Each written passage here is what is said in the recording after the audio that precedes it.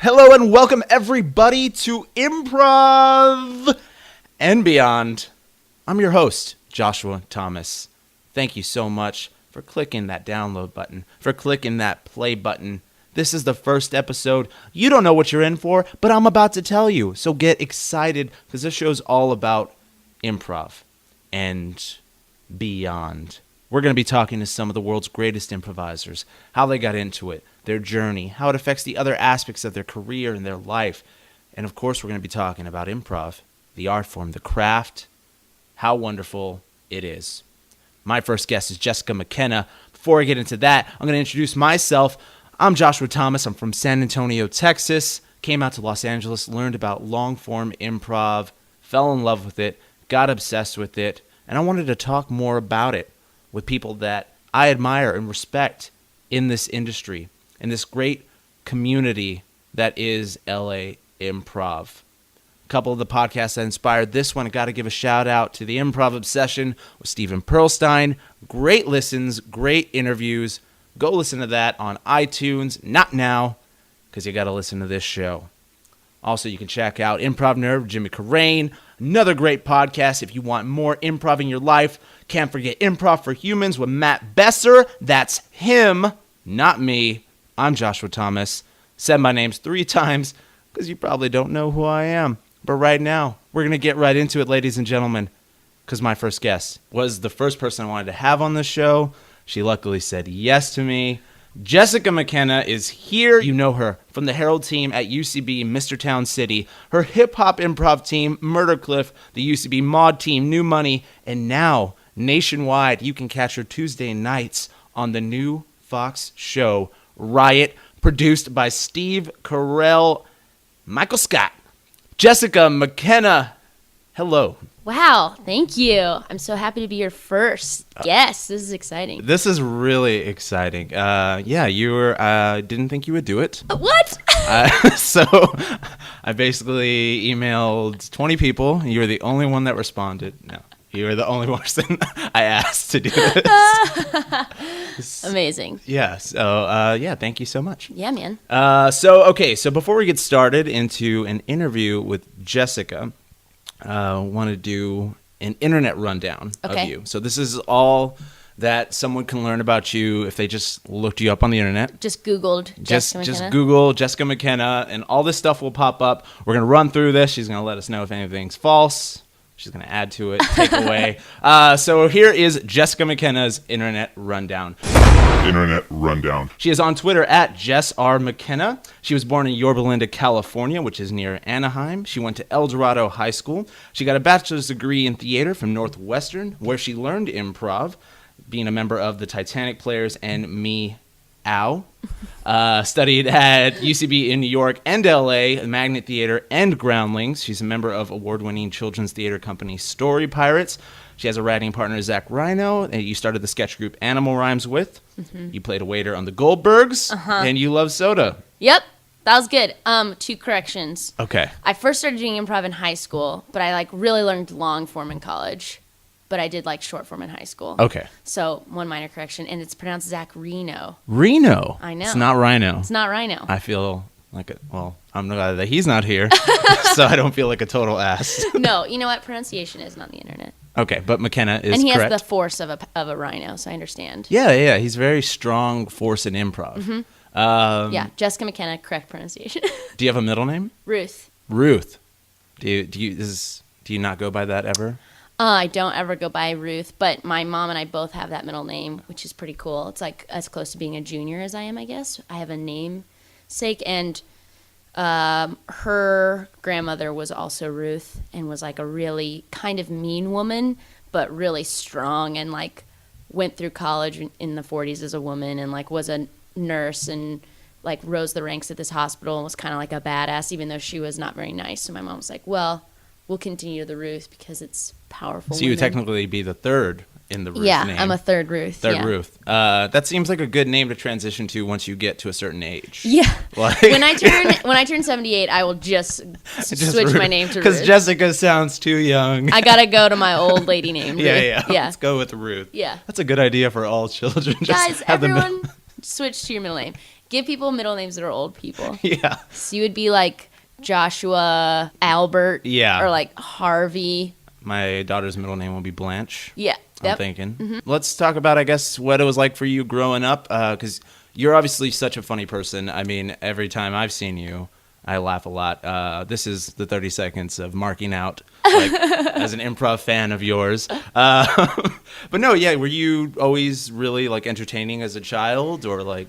I don't know if I was always entertaining, but I was definitely always trying to be entertaining.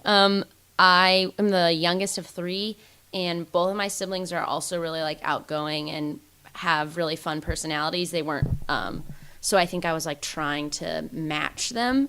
I think a lot of, like, youngest have that desire for the spotlight thing, the, like, look at me.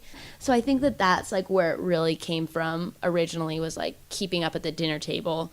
And I really always loved that. My sister's hilarious now, but she had a phase in her life where she said that she didn't have a sense of humor. And so my brother and I sort of saw eye to eye, which I found incredibly cool because he was, 6 years older than me. Yeah. That he and I would watch, like, The Simpsons together and get the jokes. And Kathleen would be like, I hate The Simpsons. I'm going upstairs. So you had a 2-story house. Yeah, exactly. Good, rich Humble family. brag. We had a 2-story house. Yeah, so I think that, like, I always really thought that was cool, that my brother thought I was funny, or that I got the jokes. Like, I valued sense of humor. I was like, hey, it's cool that I get this. Or when I started watching SNL, I was like, no one else at school is watching it yet because they're too dumb. Which is just like me being like, I bet I'm smarter. And then I remember, like, seeing Little Rascals and then being like, Mom, can I get an agent so that I can be in movies? Because we grew up close enough to LA that I knew of kids who, like, came up and auditioned for commercials and stuff like that. Mm-hmm. And my mom was like, no, child actors have horrible lives. Only when they get older. Yeah, exactly. Yeah. They burn bright and then fade into oblivion or, like, drug abuse. I mean, not all of them, but certainly it's, like, a high-risk situation. But she did say, like, but if you're interested in acting, let's find plays for you to be in so that you can, like, see if you actually like it. Mm-hmm. Don't just imagine being famous. Like, do you actually like the craft of it? Which was very good advice. Good parenting. Good job, Mom. Good job, Mama Ruth. Good job, Mama Ruth. Yeah, so I started doing plays, like, when I was 8, and then I was kind of off to the races. Wow. Do you attribute, like you said, The Simpsons, SNL, are those, like, your big comedy influence? I know Simpsons and Seinfeld were, like, my huge comedy influences as a child. Definitely. So. I don't think anything for me is bigger than The Simpsons. SNL, I don't know if it influenced my sense of humor as much as it influenced my aspiration to be in comedy, because I was like, this looks amazing. I want to do this. And I definitely remember watching it more than my peers. Like, I was earlier and longer and more invested. I liked that show more than, like, the people around me. But if I actually think about my joke style and things I find funny, I don't think anything tops The Simpsons. Yeah. And we're talking, like, 90s, yeah. First 10 seasons, Simpsons, I'm assuming. I still check in with it every once in a while. And, I mean, it's hard to really know. I feel like looking at The Simpsons now is just, like, filled with so much subjective energy of it's not what you remember as a kid. So it's a little, like, I also think just, like, pretty straight up it's not as good. But I think you can still watch great episodes of The Simpsons right now. I think I've checked in a little, and their episodes have gotten stronger as a whole, whereas they used to be very jokey. Yeah. And which is good, but now that it's like you have South Park and Family Guy that are nothing but jokes, so The Simpsons is, like, evolved essentially. Yeah, it's awesome. I feel like it's just one of the greatest things ever created, I think. It really is. I don't know when you were born. That's an inappropriate question for women. I was 87. I was born in 88 when The Simpsons came out. Yeah, I'm 1 year older than The Simpsons. I've always thought about that. So we also weren't allowed to watch it at first because they were like, it's inappropriate for children. Mm-hmm. So it was a while till my family. And then I think what happened is my parents watched it and they were like, this is hilarious. I also think that the early seasons, Homer was, like, more aggressive. Yeah, choking Bart all the time. Yeah, I mean, which still was a joke, but then it became, like, sillified. So I think I've gone back and since watched, like, all of it, but I was joining it at a point where his aggression was falling and he was becoming more just like a dummy. Yeah. And my parents were like, this show is great. So you started doing plays. You said you got first introduced to improv in high school. So that was all short form, I assume, Whose Line Is It Anyway kind of stuff, games. Yeah. So my high school had a really good, still does, has a great theater program. Public school, but yeah, really great. And they had comedy sports, which is like a national theater. They have a high school league where they come to high school theater departments and they'll teach workshops, and then you can like play other teams. So you can have matches. I mean, it's all sort of like fake, but vaguely competitive, you know. And like the professionals would come and be refs for you. And so that was when I first started doing short form, was, you know, when I was 14, and totally fell in love with it. Thought it was so fun. And then I also went to a theater camp growing up, and improv was one of the workshops I took. And that teacher, my first summer, was like, she actually told me, "You're fucking hilarious," which when an adult curses to you when you're 15 is like pretty important. Yeah, seriously. Yeah. I'm going to try and not curse on that. No, you can say whatever you want. I try not to say the F word that much. My mom hates it. And, but that's what she said to me. And I was like, that was a quote. That was totally a quote. Fine. You can't. I'm quoting, and it has significance because I was like, she's like treating me like a peer or something, or she's talking to me like an adult. She's using the F word to emphasize how funny she thinks I am.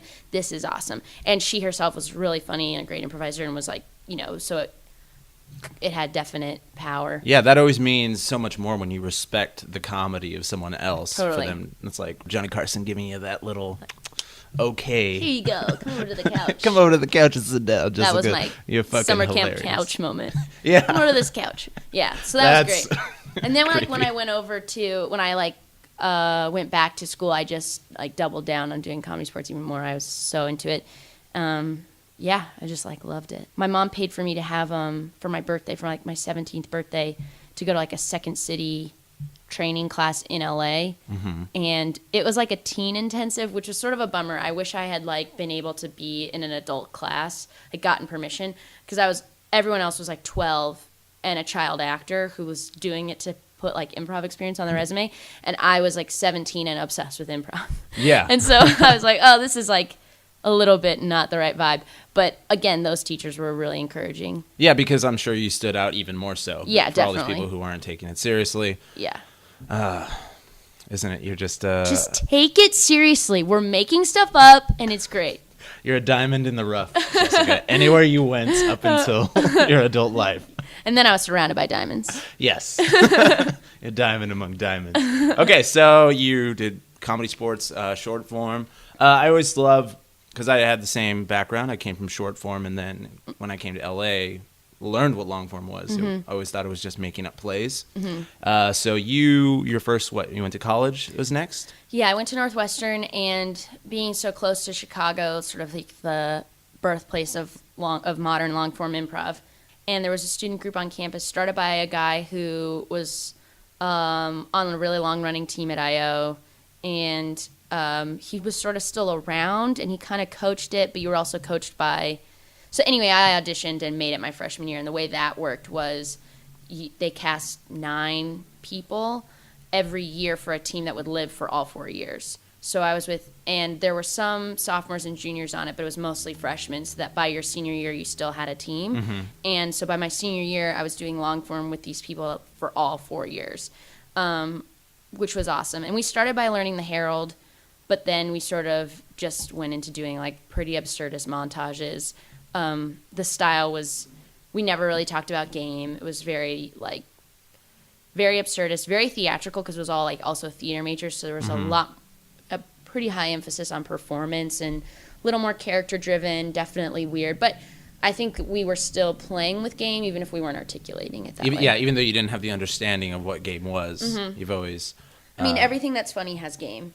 So even if you're not like making it the focus of your scene, like there are games in everything that's funny. Really? I don't know if you've ever rewatched Seinfeld, but I rewatched the entire season or series recently, and so many episodes are heralds essentially, and also just the game of like taking out rate for pizza or something. And it's definitely. Just like, wow. Okay. Yeah, and like even if I know there's like debates between different theaters about what we focus on, but I think that's all it is focus. It's like a UCB scene should also have characters, but we're just we're leading with game.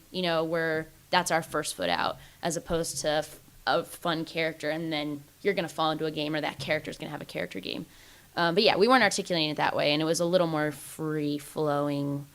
Felt a little more like kind of what I would do at like an indie show now, where it's just like following the fun, and especially by our senior year, we just knew each other so well. And the other thing that I really liked about that experience was there was a real emphasis on like using all that like nerdy, all those moves. Like I did way more like swinging doors in college, you know, a lot more like bending time and space, a lot more like how can we play with the space? Oh, I'm over here, I'm running over here, I'm your thoughts. We were very theatrical, it was very abstract, and that was really fun. And I love moments where I get to kind of bring some of that back.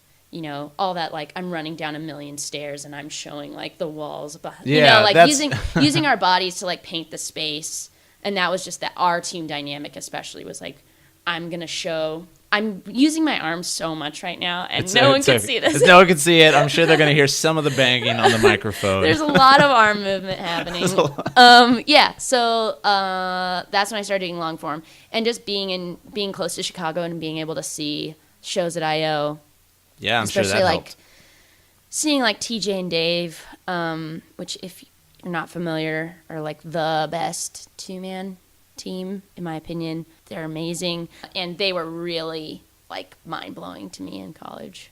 Nice. Yeah. Did you abolish short form completely once you got into college? That other group, me, Al, was short form and sketch. Oh, great. And that was a blast. And the long form group did shows like almost every week or like every month, and we had like pretty small audiences. It was a little more niche. But the Meow show, we did like 2 big shows in winter quarter with like a rock band and like 5 performances, and that was more like we like packed the house. And that's like a 30-year tradition at Northwestern. So I think Titanic Players or long form was building in popularity even as I left. But Meow is sort of this old guard thing that we got people from other parts of the campus, not just like the theater people who would come see it. It was like, oh yeah, people from the frats like wanted to come down and like see the Meow show and get wasted. And, This chick's really funny. She likes The Simpsons. Yeah, invite her to the next frat party. Exactly. Everyone at Northwestern is way smarter than that. It's more like, hey brothers, we should make an exit from our fraternity activities to go support our fellow students. No, I don't know. It was a blend. I'm sure there's stupid people and smart people everywhere. That's true. Okay, so moving on. Segue. I'm going to be the king of segues in this. Where did you go next? New York? Back to LA? I went to New York for like 10 months. And I studied at the Magnet Theater, which is Armando Diaz's theater, and that was great. And that was a little more in line with what I had already been doing. There were a lot of Northwestern alums.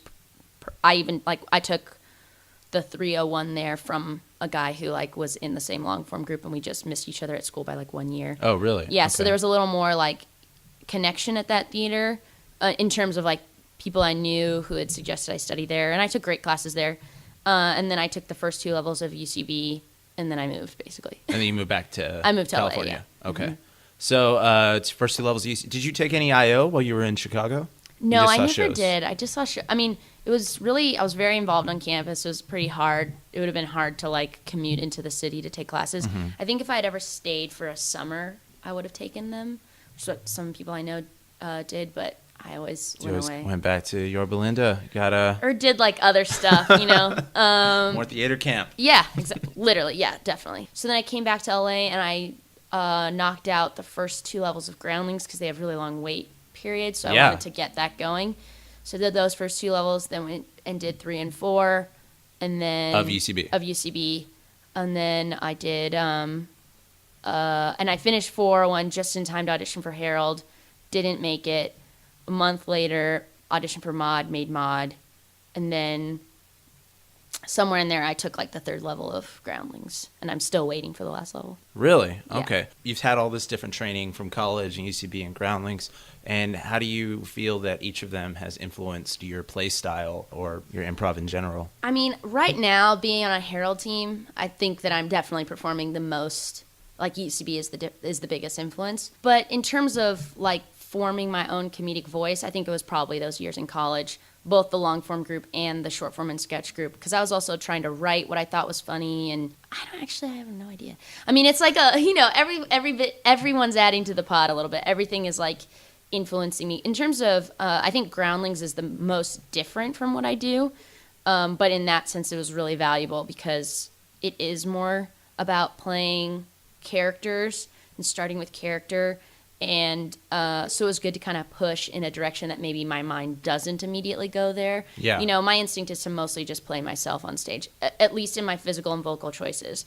Point of view, I'm, playing lots of different people, but I'm not layering on a lot of physicality or vocal choices. Hopefully I'm doing like a little bit just to make it more performative or interesting, or every once in a while I'll like throw out kind of a bigger character.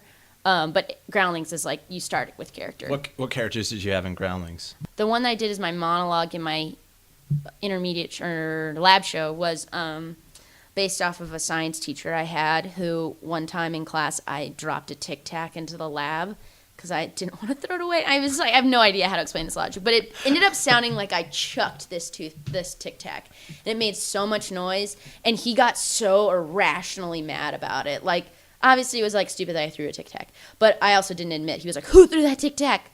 Who threw that Tic Tac?" And so, and he had kind of a hot kind of voice, and he like had funny little sayings. I played it as a woman, but like kind of did that character. And you almost sound like Jimmy Stewart right there. Yeah. Welcome to science. Yeah, it was kind of like that. And then someone threw a Tic Tac. And the game was basically, the game of that character, because everything, I still had a game, was like how mad she got about this Tic Tac and how just like it really just unhinged her, and that she was offended personally that they would disrespect the lab. And then I had a run where I just like named as many kids as possible. Like, was it you, Tyler, Sarah, Joy, Grace? Hey. Was it you, Candace? Hey, I'm looking at you, Michael, Matthew, Scott. Listing a bunch of things is a favorite joke of mine. Yeah, just listing names. Yeah. Going through Bible names at yeah, one exactly. point. Peter, Paul, Judas. Was it you, Judas? That's great. But back to your question. I don't know. I think it's like a stew. Everyone's kind of like... Well, yeah, like you said, obviously you went more UCB style, especially getting on a Herald team. I guess what I'm trying to say is, does Groundlings, like you said, it's good training, but it's not necessarily your comedic voice in the sense of playing that way. So do you feel like you went the right way in UCB? Well... Gosh, who's to say? I mean, like, UCB is also the place that said yes to me first. You know what I mean? Like, yeah. Ultimately, I'm just, like, looking for outlets to perform. So maybe if Groundlings had moved a little faster, I, was able to perform there sooner, maybe it would have taken a hold. But I think that always in UCB classes, I was like, I get this. And in Groundlings, I was like, I get this, but it's a little bit not what I would do. Yeah. And it wasn't crazy off, especially when I got to a lab where it was about writing. I felt like I was able to marry the two. I was able to marry their sensibility as a theater with what I would bring to it, which is ultimately what they're looking for. They have an established aesthetic, and they're filling spots in a theater company, which is a little different than building teams at UCB. But yeah, I mean, it's also just that like now I've been practicing the Herald UCB style for like almost 2 years, so now it feels like that's how I'm doing it. That's it. That's all. Yeah. It's no looking back now. Yeah. So what year was it when you got back to LA to do improv? Summer of 2010, or like September of 2010. Okay. Mm-hmm. What was the improv scene, the indie scene like when you got here, when you were, I guess, coming up in the ranks? It wasn't so different. I was never as, like when I see people when I see them in indie shows and I'm like, oh, that dude or that girl is probably a year away from making a Herald team. When I see like great people in indie shows that feel like maybe they're 2 years younger than me, or I feel like, oh, that's kind of like the next. I'm also using my hands so much again. It's okay. For no purpose. Like those are people who are about to make it. I'm thoroughly enjoying the hand movements, so please keep them going. I feel like those people are more involved in the indie community than I was in 2010. But I think that was just a nature of, I came here and I came with a group of friends and I kind of was just like taking the classes. But the indie scene is definitely exploding. It's more vibrant. It already felt like, oh my gosh, there's so much in 2010, and now there's like even more. And obviously, like the Clubhouse has been amazing to sort of centralize a lot of that energy. Because when I in February of 2011 is when I joined Murdercliff, and that's been my most significant experience with the indie scene. Was that year performing with Murdercliff before I made like Mod, and then like a year later made Herald. Wait, am I doing this time right? Yeah. Yes, you've been on Mod 1 year prior to getting on a Herald team. So that was like 2011 until the fall when I made Mod. So also could be a middle name. Yeah, a great middle name. So like 2011 from like February to November was like really important that I had Murdercliff, and we practiced every week, and we got up a good amount, and we won March Madness after I've been on the team for like a month, so it was cool because I was also on like a kind of established indie team. They'd already been existing for like a year. Really? So we got pretty good shows. So I've only had like a complete positive experience where I kind of like cheated. I got to come in with a team who was already good, and then we were like good and respected, and we got good shows, and then I made a team. So I mean, like I had a pretty easy and nice path. But Zach probably saw you. You're fucking hilarious. Plucked me. Come over here on the couch. Actually, there are 2 dudes on Murdercliff who are from Northwestern. Oh, so great. that's why I made the team. Is like my friend Dan Foster. He and I did the short form group together, and he was on the long form group, but a year older than me. And so he was like, they had lost some members. And he was like, my friend Jess moved to LA recently. We should put her on the team. So it was great. I mean, they all met in a 401, and then I got to like tag on. And we got coached by Will McLaughlin for like a year. Great coach. And it was awesome. It was just like so perfect. It was exactly what I needed. And, you know, because what you really need is reps. You need like at-bats. And they were a fun team that still are. I mean, like I wish Murdercliff performed like all the time. You know, Murdercliff is pretty down on my question list here, but since we're talking so much about them. Whoops. It's okay. So you said they all met in 401, just kind of the beginnings of Murdercliff. Were they around for like a year before you even got here? Yeah. And how did the whole, I guess, rapping and the hip-hop aspect of it come into your form? I was with them for like another whole year before we switched to a rapping form. So, you didn't start like that? Yeah, okay. no. We started as just a team that like basically did kind of the deconstruction. And they had already, when I joined, they had invented a couple rap warm-ups that I had to learn, including one called Dinnerfish. And Dinnerfish? Dinnerfish. You say that with such as Dinnerfish. Dinnerfish. I remember hearing that Will tried to teach Dinnerfish to other groups, and they could not grasp. Can you give a little explanation of what Dinnerfish is? You'd say, like, I would look at you, and I would be like, Dinnerfish, where is your hat? And then you'd have to be like, it's down in the meadow. What do you think about that? Dinnerfish, where is, you know. Oh, okay. So it's just an what immediate rhyming game, like Yeah. up my butt, except Exactly. it's 1 and 1. Yeah. Got it. And then we would sometimes then it morphed into, let's just be in a circle, freestyle rap to warm up for shows. So we'd be doing like an indie show, just running like a montage or deconstruction, but to warm up, we'd get in a circle and we'd be like, yo, robots, yo, and we would start rapping. And then we were like, we should do this as a thing. Or when we won March Madness, we had a musical moment. It wasn't even a rap. We just like had this part where they went to cat heaven and people sang as like an angelic choir, but it was the Meow Mix song. And Dan Foster and I, who was my friend from Northwestern who put me on the team, he and I used to freestyle together at Northwestern, and Zach was really good at it, and Chris, and and there was lots of like energy around it. And we were like, let's just try it. And we then Mike still coached us for a little bit, and we were trying to figure out, was it better to rap in scenes? And that ended up being a little too constricting for us because then we would follow the rhyme instead of the funny. Yeah. And so we landed on the version that we still do, which is we basically use rapping as opening/group game. Anytime we want to stop a run of scenes and generate new ideas, you'll edit and start rapping. And it's so fun. Yeah, no, I think the first time I saw y'all was at the UCB cage match. Oh, cool. You were the ones who beat Heather and Miles. We are, yeah. That is such a testament to how many friends we got to come to that show. Yes. I mean, look, cage matches are silly and fun, and like hopefully, they're dangerous to take them too seriously. But it certainly was very exciting to take down Heather and Miles, because there was so much momentum. around them, and it was a super exciting night. And then we only had like 3 more shows. We died quickly. I believe, yeah, the first time I ever saw you guys was your losing show, which I went to go see my friend's Private Street. Yep.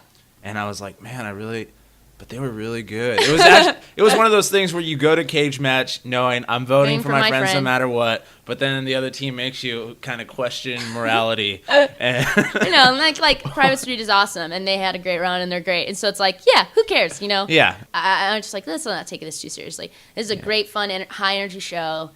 It would have been cool to do I would have liked to have a slightly longer run just because I wish Murder Cliff could perform more. But yeah. Outside of that, it's like... But it's like, whatever, I'm on a Herald team. Segue. Everyone, you're listening to Improv and Beyond with your host, Joshua Thomas. That's who I am.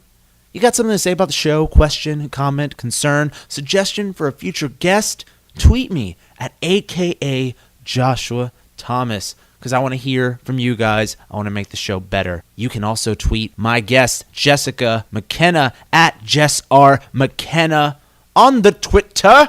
And you can thank her for being my first guest. And now we're back to the show. So auditioning for Herald teams and mod teams, that's such a, I guess, daunting feat to so many of, I'm assuming, potential listeners that would care to listen to an improv podcast and want to know, so what was because it was kind of back in 2011 when you were auditioning, which now it's just there's so many more people, like the pool of talent is growing every year. Totally. So I'm sure it was still tough competition when you did it. So my first time auditioning for Herald, when I took 301 and 401 out here, I took them both with Julie Brister, and who's amazing. But very comforting, I've heard. Very comforting, very encouraging. She has the style of coaching which I really love, which is we don't need to like ruminate on our failures too long. Like we can point them out with levity,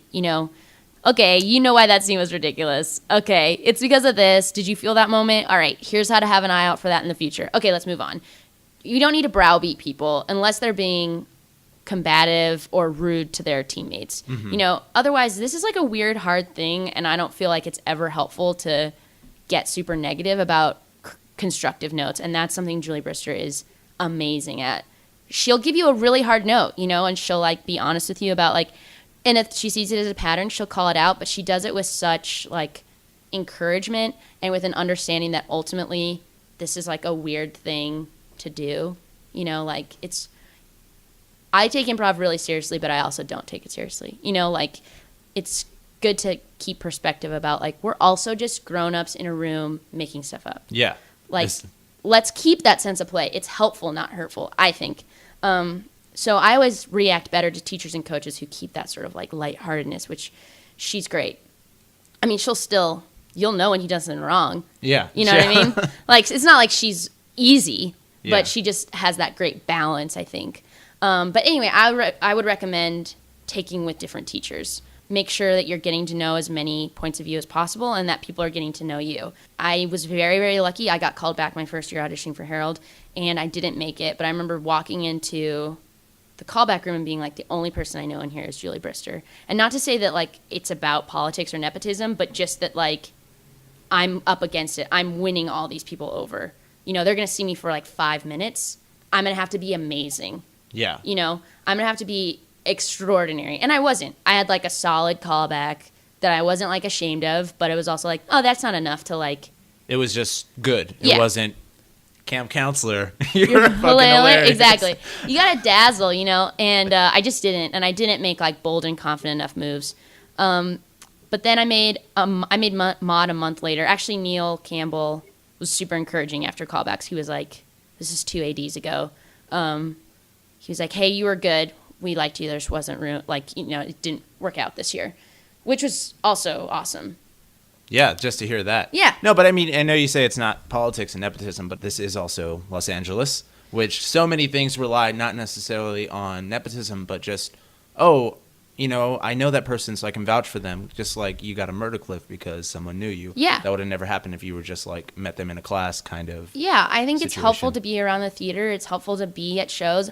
I wasn't like that wasn't me. I wasn't going up all the time at indie shows. I wasn't like going to jams. I wasn't like taking electives. You know, I kind of was doing like the bare minimum.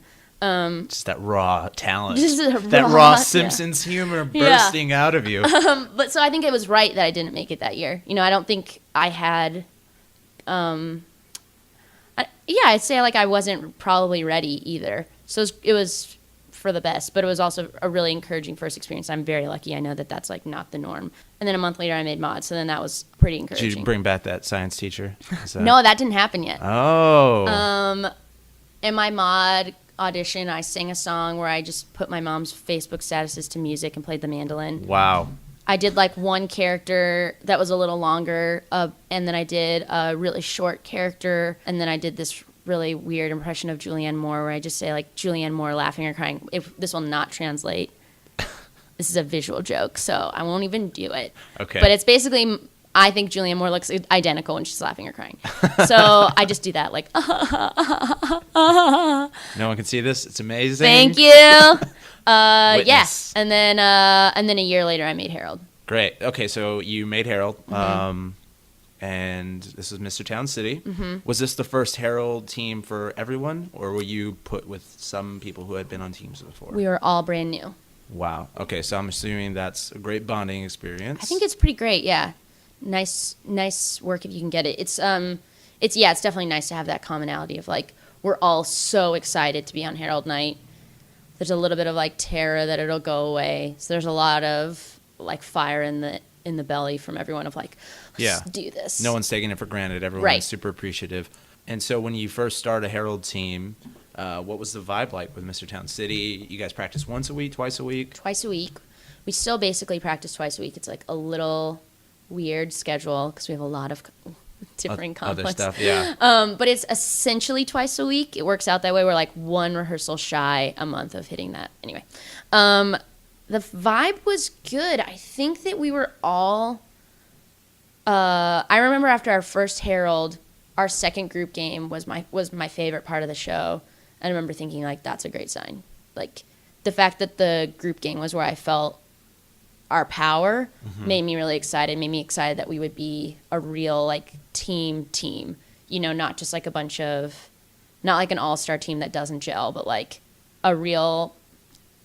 We're playing as a group. Yeah. And I think that that's our best shows are when that's really clicked in, and our worst shows are when we like lose sight of that. So I think that that's something I really value and love about Mr. Town City is that we play our best when we play as a team, and like when that happens, it's like yes, awesome. So this is your second or third year that you're in right now? We will like complete our second year in November. Okay. What's the current opening you all are doing? We're doing an opening that we sort of invented. There's definitely openings similar to it, but we call it Character Fish. We do 5 character monologues, each with about 3 or 4 tag-ins. Yes, and you guys are tagging into the same character. Everyone's miming it behind you? Yes. Okay. Looking like a school of fish. And I love our opening because it's so fun and easy. And like it's so ready-made to generate ideas. It gives you 5 ideas, so 3 scenes and 2 group games. It's like so perfect. And it gets us on the same page. It's performative. It's not overly heady. And we usually walk away with strong premises.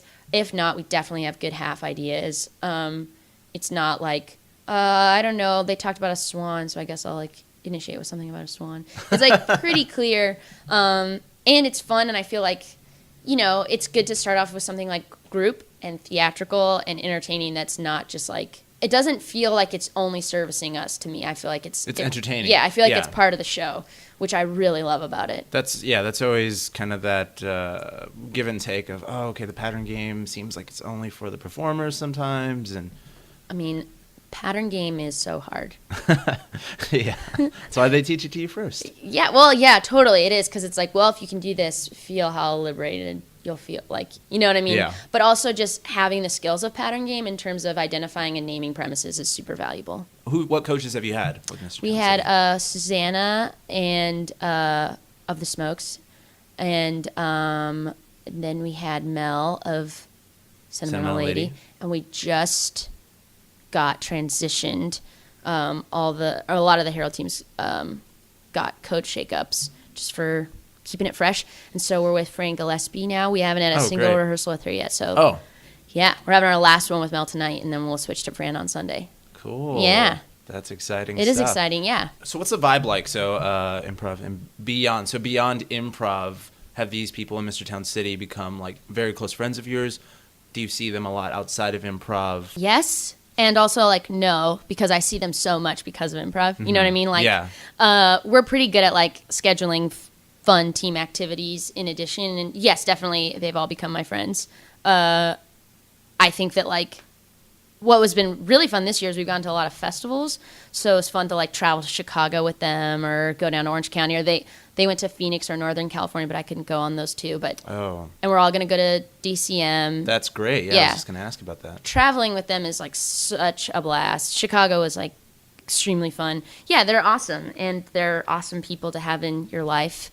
But I definitely, we see each other already probably like 2 or 3 times a week. It's kind of like that doing a play and seeing all your castmates so much and hanging out with them after every show. So you're like, okay, on my day off, it's my day off.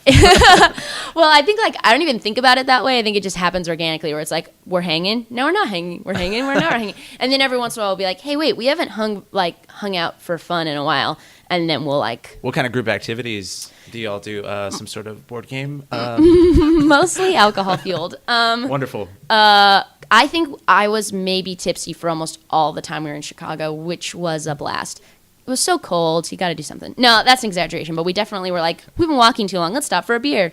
Suddenly, just a walk becomes a pub run. Yeah, kind of. Or a pub crawl. Yeah, I mean, silly stuff like going out and drinking, or there is like the hangout of like we're just gonna hang out after shows. But we went and played mini golf once, and cool.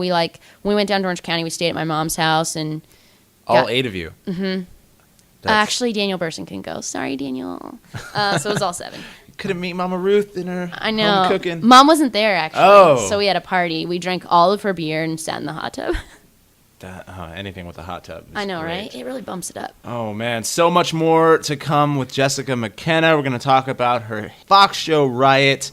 First, we got to pay some bills. Thank our sponsor. No one yet, but just know that one day there could be a sponsor. And don't fast forward. You got to listen to these things. Jessica, tell them how important that is. It's really important, you guys.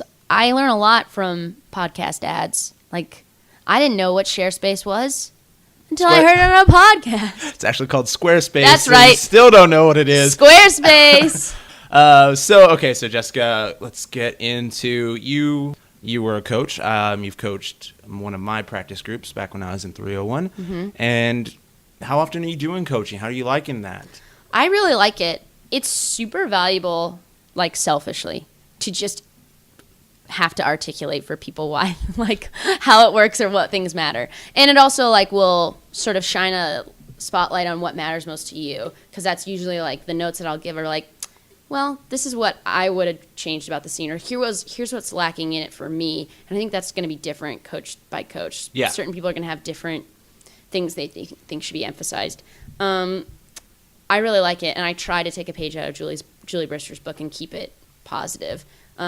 Especially, I've yet to really coach a group that is regularly performing. I've done more like practice groups or groups that want to get reps or are about to start performing. I think if I was coaching a post 401 team that was performing, I would maybe like have slightly harder notes. But for practice groups, I want to be like a source of like, remember, this is fun. Remember, this is fun. I do recall you saying, remember, this is fun.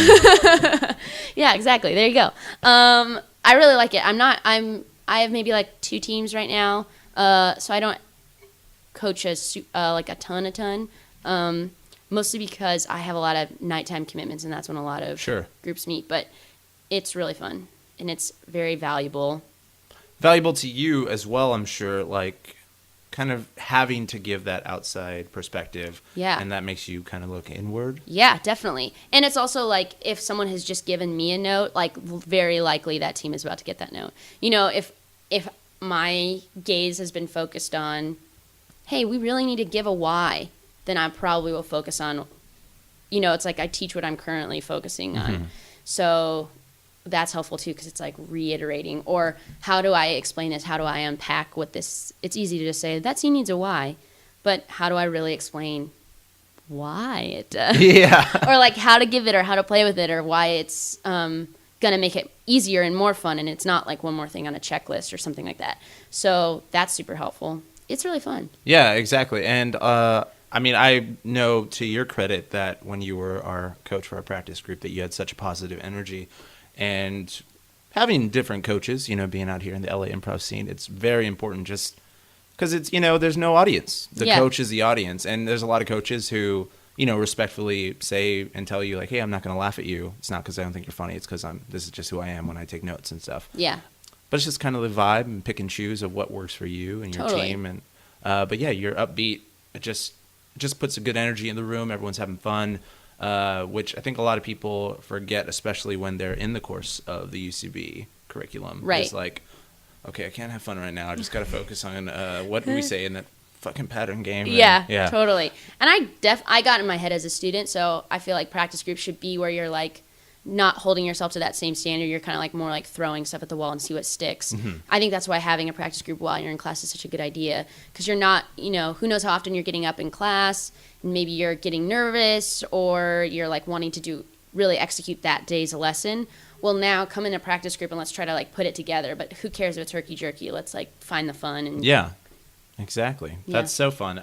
What do you think has been the hardest thing for you personally to overcome in improv? Like a lesson that you had to learn, or something, a problem that you had repeatedly? I mean, it's still really hard for.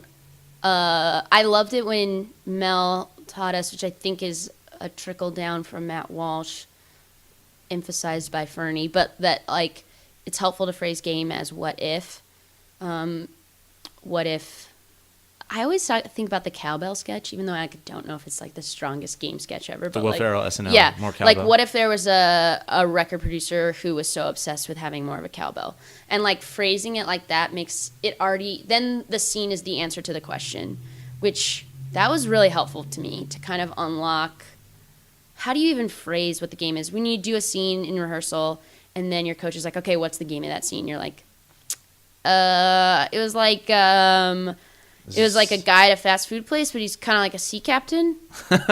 You know, even just saying, what if a sea captain had to work the drive-thru is already just so much clearer. Exactly. And we know exactly what we're talking about. So that was really helpful. I still struggle with naming the game. So identify. Oh, not necessarily identifying the game, but yeah, naming and articulating what it is. And where you'll see that is like second beats, because maybe maybe you have a really fun first beat, but if your articulation of it is a little nebulous, when you get into second beats, you're like, now we're playing like the shallow end version of this game instead of playing the deeper, faster, funnier version. It's sort of like what you're saying, where you're like, I'm just trying to remember what we did in the pattern game. By the time your scene comes up, hopefully you've been involved in the other second beats, so you're not just on the back line thinking. You get out there and you're like, this is like a sea captain. There's like fast food, so I'll just put a sea captain at a yogurt land. Same thing, right? Okay, cool. Yeah, exactly. And it's like, well, but, you know. Yeah. We're just going to do the same beats again, but they're going to be less funny because we know it's happening, and we're not, like, blowing out that world. And also when you do stuff like that, you're recreating the first beats. Yeah. Like, from the beginning a lot of times, and not starting from a heightened. And sometimes you're even recreating them with, like, less specificity than the first beat had, you know, because like a drive-through window is much more hectic than Yogurtland. Yeah, exactly. Or like, for example, like in that scene, gosh, I can't believe we're gonna actually talk about this, but like in that scene, if the sea captain kept saying like, "Yar, have a good day" or whatever, then it's that groundlings training, everybody. Then in the Yogurtland, if he's just like, we have even less of the reaction of the group, and it's just like, "Yar, have a good day. Yar, have a good day." We're just like playing the pattern. So, yeah, I think that's still a struggle, is like, okay. I mean, I think I know what I'm better at, and I think that that's definitely the area that's still a little like, okay, what's the most specific way to title that game? Mm-hmm. And then that's going to lead me to my most fulfilling second beat. True. I remember Fernie coaching us and telling us, start it with what if. Yeah. Because he probably knew a lot of silence would be followed by, what's your game? Yeah. Lots of hand gestures. Yeah, so many hand gestures. So that's your struggle. It's always good to see, people as seasoned as you are. And I'm sure, even Matt Besser says. I don't think of myself as seasoned. But anybody, says that, nice. They're never done learning or they're never at the height of their. God, yeah, absolutely. Especially with improv. How many teams are you on? Like one-off teams or people that you perform with in improv? Oh, gosh. Let's see. Okay, I'm on Mr. Town City. For Counting Sketch, I'm on New Money. For Counting Sketch, I'm on Animal Rhymes. Murder Cliff. I'm on an all-female team of Northwestern alums called Little Papa. On Dance Magic Dance, which is a puppet musical improv team that performs. I would say that's mostly it. And then just any random collaborations. Baby June, which is female musical improv, has performed a couple shows. And then, there's always those random, I submitted us randomly. Here you go. We're performing. Oh, fun. I asked a friend of mine last night at Icky Pep, and I was like, hey, man, what team are you on? I don't even know anymore. It's one of those. Yeah, kind of. It's those shows are fun, even though sometimes they're, so willy-nilly and not, people are kind of... It's just crazy town, balls to the wall, but, but they're so good, it's funny, kind of. Yeah, it's fun to do that every once in a while. But, I would say those... So about 7, I guess, if you're counting sketch. Nice. And not counting sketch. 5? 5. Okay. And have you had the opportunity to do ASCAT yet? No. I don't think I'm not there yet, man. You gotta have that. It's a journey. Gotta have that okay from. I've never met. Oh my gosh, Besser's had 2 Herald workshops and I couldn't go to either, which is pretty. Just why you're here and not on Improv for Humans. Yep. Quick plug for him. Listen to that podcast if you randomly have not heard of it. Yeah. For any reason, it's such a great tool. Great people from UCB are always on it. Who has been, I guess. What has been the most mark-out moment for you with improv? Who have you gotten to play with being at UCB that you're like, oh, man, I get to play with. I'm so excited. I did my first UCB Tourco show 2 nights ago. Oh. With John Gabris, Fran Gillespie, Mike Still, and Marcy. And that was pretty crazy. I was, so light in that show because I was completely intimidated. That was great. I got to sit in with Diamond Line. That was awesome. I loved, that. That was really great. Yeah, those are probably the 2 biggest. Playing with Diamond Lion was so fun, and those guys are amazing. And then that show I was these people are so good. I felt fine about it, but I was definitely I'm playing way more. I'm playing a lot more timid than I normally would. Yeah, because you're just I don't want to look like an ass to these or when I was people. the guest for Diamond Lion, I was well, this is their show. It feels weird to go tag them out, Yeah. Suddenly tagging out feels so aggressive. You're sorry, Eugene, I'm in now. I got it from here. Thank you. Segue. So this is Improv and Beyond. We're going to get into a little of the beyond. What you do outside of improv. Mm-hmm. So let's see here. Let's talk a little bit about Animal Rhymes, which is your sketch group. Mm-hmm. Is that your only sketch group? Besides New Money, that's, sketch group at the theater. It's my only outside sketch project. And it's Zach Reno and I and... Reno 911. It's Zach and I, and we're trying to do short sketches or fully realized music videos that have something to do with music. So either a music video or a sketch with music. And we're starting to base them more thematically on animals, because for a while we were I wanted us to be called Moose Masseuse, and then we went on a run of other animal rhyming names we could be, and then we were we should just be called Animal Rhymes. Yeah. just the origin of that name. And then we did a live show at UCB where we had this whole bit explaining that it wasn't going to be about animals. And then that was your Spank show, right? Yeah. So we had Animal Rhymes Presents the Infinite Universe, and it was just a series of sketches and songs, or sketches with music, and all tied together by like a tour of the universe, kind of. And it was a really fun show, but we had this thing at the opening where like, it is not about animals who rhyme. It's not about rhyming about animals. Don't look for animal rhymes, which was fun for that one show. But we were like, this might be like hard to sustain. We should maybe like occasionally actually play into the fact that we're named after animals. So we had this rap song that we put out a couple weeks ago called Don't Put a Sweater on Our Penguin. That was based on this like real news story about this oil spill in New Zealand. And then for a short period of time, there was a push to literally knit them sweaters. And then people were like, that's horrible. You can't do that. So then it was actually a very positive move to knit sweaters and put them on stuffed animals to raise money to actually help the penguins. Great. That part's positive. And now we're like working on another one that's animal based. So I don't know, if something strikes us that doesn't have to do with animals, we'll like be open to it. Or even like when it's about animals, it's not like they have claws and they have feathers. You know, it's not like it's not, that was like, you know, we're either personifying the animals or we're like using it to tell a story, or I don't know, we also might just have like, hey, we have to do this. We have this idea for a song that has nothing to do with animals. And we talked a little bit before we even started the podcast, but you try to write every week, every other week. Yeah, is your schedule? Yeah, we just got like a writing gig last month, which was awesome. So that kind of like took away from us being able to write our own stuff, but it was great because we got paid to write. So that's a dream. The dream. Yeah, so no complaints.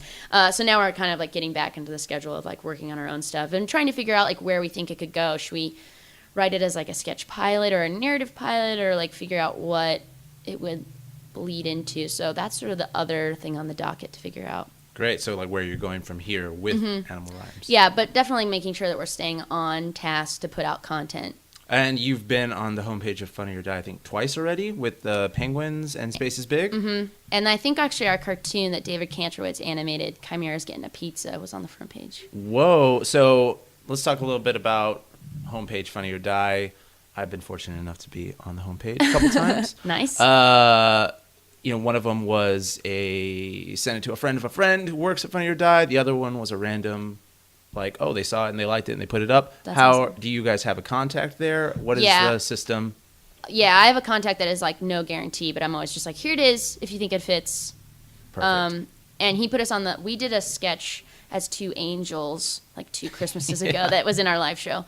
And those angel characters have like hosted a bit show at the theater too. They're just really positive angels who like love you so much. They put it on the front page then, and so I've kind of maintained that contact, but it's always with the understanding of like, I don't know if it's going to make it. One of them I think someone had seen Chimera in the live show and they're like, I'm going to suggest that this is front page. Oh, that's great. Yeah. Yeah. The angels sing God's favorite song, or is... Da-na-na-na-na-na. Yeah. Yeah. God's Most Perfect Melody sounds a lot like Kiss from a Rose by Seal. So one-off questions. You love soda. It's on your profile on the UCB page. What's your favorite soda? Coke. Coke. I actually have Coke in case you wanted some, because I saw that and I was like, Coke's the most popular soda.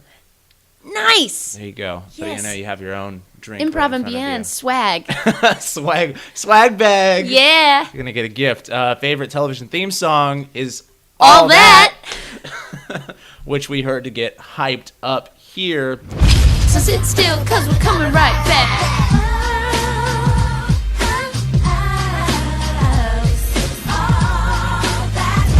So what TV shows, movies are you into? Do you even have time for that?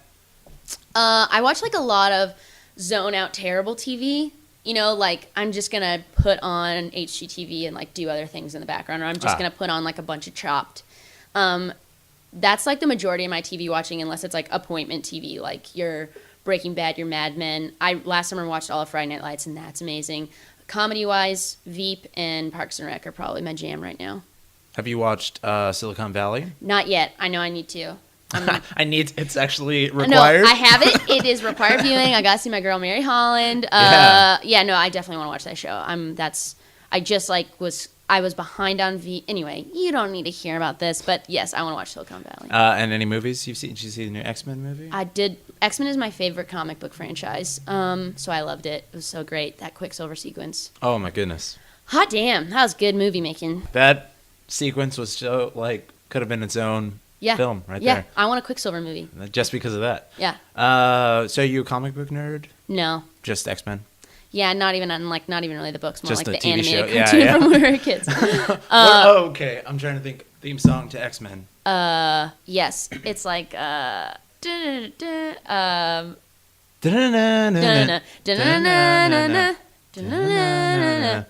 Okay, we got that. Yeah. How am I doing? Great, really good. Good questions, good flow, great segues. King of segues, people. And right now we're segueing into Jessica McKenna becoming a household name. Fox, Riot, Whose Line Is It Anyway, on crack. Yeah. Kind of. Yeah, sort of on like a game show set. Yeah. Yeah. So how did you, I'm assuming you auditioned? Mm-hmm, yeah. It was just like a regular audition with a couple quick scenes. And then I actually didn't get a call back, even though they said like, we really liked her. They said I was like a front runner. And then they didn't call me back. And apparently there was like a pretty intense callback process. And then they had a test session, and they kind of, I got seen before the break, and like the Christmas break, and a lot of people got seen after. They're like, sorry, we kind of forgot about her. And then they didn't get what they wanted from that first test session. So then I got brought into test, and 7 of us were cast as like the regular improvisers, 2 from that first test and like 5 from the second one. Or maybe 3 and 4. Anyway, it doesn't matter.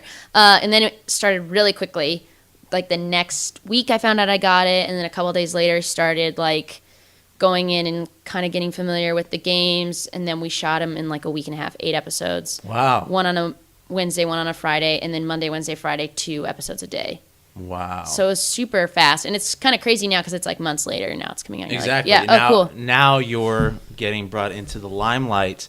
Hopefully. Seriously, so did a lot of other improvisers that you know audition for this as well? I don't know. I think I've heard of like some people maybe auditioning for it, but it's, I mean, yeah, I don't know. Okay, I caught the first episode, which was with the producer, Steve Carell. Yep. That's got to be one of the coolest things, Yes. like, ever. Yeah, that guy is my hero. So I was like, he's my number one. I mean, with like Amy Poehler and Tina Fey, like hot on his heels. But there's something about the heart that he brings to his performances that I've always really admired. 40-Year-Old Virgin is one of my favorite movies because I think he plays it with such like grounded reality, and you're actually watching a guy fall in love for the first time more than you're watching like a bunch of boner jokes. I mean, there's boner jokes too, which is why it's a great movie. But to make sure it has that grounded reality, I mean, and that's why you ended up liking Michael Scott. Yeah, versus hating anyone else who would have played him. Yeah, I think most so. likely. And how hands-on, I mean, he's executive producer? Yeah, How and his hands-on production is he? company was one of the production companies working on the show. His head of TV development was there all the time. He came by for the first night and then hit for his episode. His first episode was actually like the 5th one we shot. Gotcha. So, I mean, I got to see him twice, which was still, incredible. A nice guy? Yeah, man. That guy's the greatest. That's awesome. Any other guests that you've, kind of surprised? Because they're also, so the format of the show, if you don't know, this is Riot on Fox Tuesday nights. Was that 8, 7 Central kind of deal? Kind of deal, yeah. That's exactly right. So you guys do short form games, essentially, with a main long form scene on a 22-degree angle? Yeah, perfect. So you're on a 22-degree angle, but the camera looks like it's leveled. And you guys do a long-form scene that's kind of just Rove McManus gives you like the He prompts us a little bit, yeah. Yeah. And he tells us sort of like who we're playing. Do you guys know beforehand what the scenario is, or are you finding out shoot day? I guess just shoot day, yeah. But you know a little before. Yeah, just because you're like literally looking at the set, you're like, oh, we're doing one in a bakery today, cool. Yeah. Wonder what we're doing. Yeah. And the celebrities were awesome, like Jason Alexander and Cheryl Hines. This Tuesday, the Tom Green, Andy Dick episode aired, which was totally bonkers. And Tom Green was so nice. He was like one of my surprises because I was like, oh my gosh, this episode's going to be insane. And it was because of Andy Dick, but Tom Green was like such a gentleman. Really? Yeah. So wow. I'm ready for a Tom Green-assance. Let's bring that guy back. It's been too long since Road Trip, people. Yes. Tom Green. And he has like a little more maturity now, so I think we'd see Yeah. different sides of his humor. I'm like, that was my bit.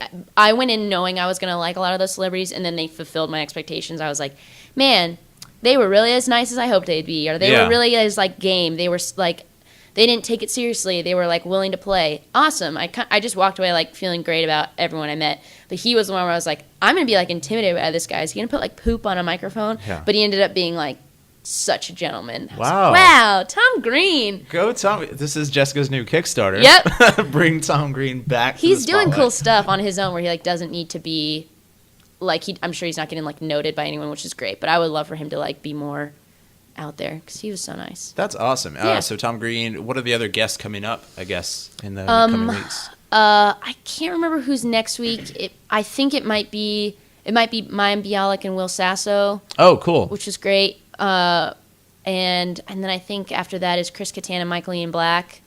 Michael Ian Black kills me. Yeah, that he's guy's hilarious. so funny. Yeah, a lot of great people. So, how much, I guess, input, if any, do you and the other improvisers have on maybe the games, or do you guys just like, hey, this is what we're doing, you guys go be funny? Yeah, basically. Yeah, definitely the latter. Especially, I think, because of the pacing of it, that it was much more like, we're figuring this out as we're going. But Yeah. by going, I mean, we're shooting, and this will be on TV. You know, like, we're just, like, the pace was so fast that we had input on the games, like, oh, yeah, I think it's better if you give this kind of suggestion. That's more fruitful than, like, this kind. There was definitely, like, openness to that. But it was a lot of that was, like, you know, designed, and then we walked into it. Sure. And Rove McManus, Mm-hmm. I think I've seen his old show, Rove LA or something. Yeah, and He's a cool guy? Totally. He is so huge in Australia. We like can't even comprehend it. They have essentially an award that is like our favorite person, and he's won it like 5 years in a row.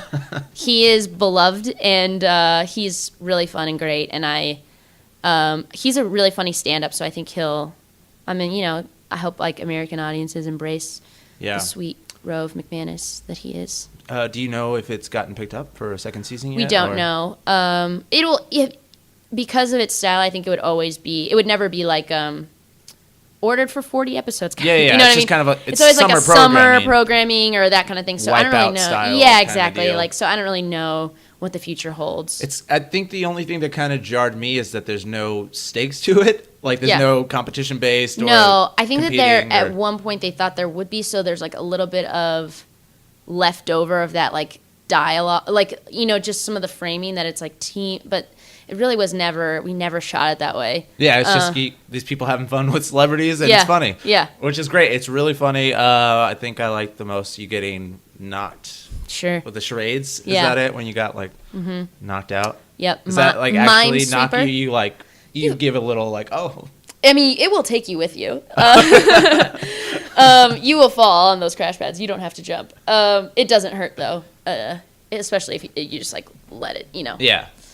let it take you. Loosen your body. Yeah, go limp. You Go hear limp. it going. That was an important lesson from Riot. Just let the wrecking ball take you. Just let the wrecking ball take you. Yeah, that's a life lesson, you know. So you got Riot now. I'm sure that's gotten you praise from your agent. Like, hey, you booked something on Fox. Yeah. The network that The Simpsons is on. I know. That's got to be huge. So what's next? What do you?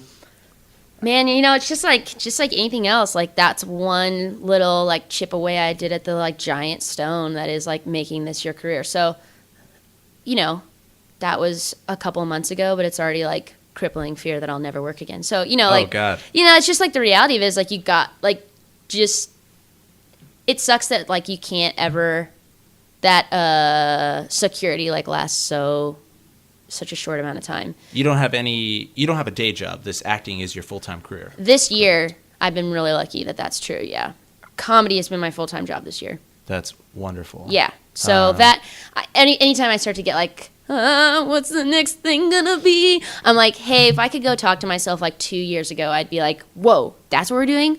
Awesome. Yeah. You know, Jessica's still available for coaching, everybody. definitely. Email her at JESSIMCCA@gmail.com. There you go. You can go. email her for coaching. So how was your, I guess, acting career? Were you just booking commercials before Riot? I only booked like 2 commercials. I was lucky enough to get like 2 little TV gigs last year, both of which were from like direct referrals from UCB. They weren't. The Goldbergs, the waiter. The Goldbergs, that's this year. So that was from auditioning, that was from auditioning. And, but the year before I did, like a sketch on Comedy Bang Bang, and I got to do 2 lines on the Jesselnick offensive. Mm-hmm. And both of those were just because they were like, let's use Jess, because I knew people, or it was... They were making it. Yeah. So that was awesome. And that was great, because then... And I booked an animated pilot, and then I was able to join the union. So that was sort of my... But before 2013, not a lot, just like day job stuff and trying to get up and making sure, as long as I had the performance outlet, I've never gotten too bummed out. Really? Yeah. And you're performing all the time. Let's recap where you can catch Jessica McKenna. You can catch her on Herald Nights at UCB, on Mr. Town City. Murdercliff performs all over the indie scene. If you run an indie show and you want to book Murdercliff, you should also email me, because I would love for Murdercliff to perform more. She does Mod Nights with New Money, Tuesday nights on Fox, in the hit show Riot. What else? Follow her on Twitter at Jess R for Ruth. Jess R. McKenna at Jess R. McKenna. At Twitter. At Twitter. Jess R. McKenna. If you have any questions for me or the show, what you think of it, you can tweet me at AKA Joshua Thomas. We're going to end the show doing something I haven't told Jessica about, but we don't have a theme song on this show. Jessica is a master freestyle rap artist, so I figured that me and her could improv a theme song. Great. Do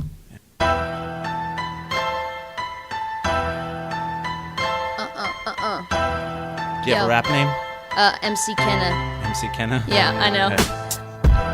Since I was 15, MC Kenna. Remember my name, tattooed in henna. Yo, Improv and Beyond, making up our own freestyle theme song. Yo, Joshua Thomas, get up on the mic, yo, get up on this. We got Jessica as your first guest.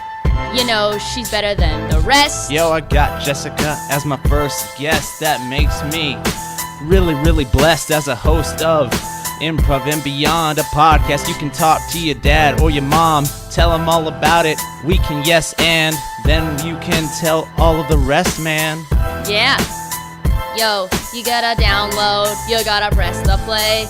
Make Joshua Thomas's day. He's got that rock star drink.